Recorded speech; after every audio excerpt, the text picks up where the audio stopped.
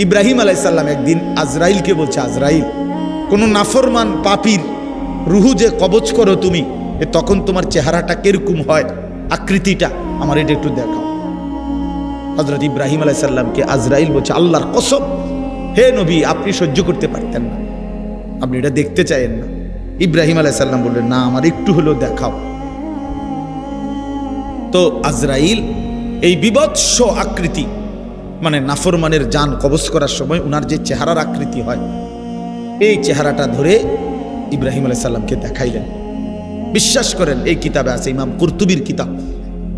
ইব্রাহিম আলাইহিস সালাম একটা চিৎকার মাইরা বেহুশ হয়ে গেছে।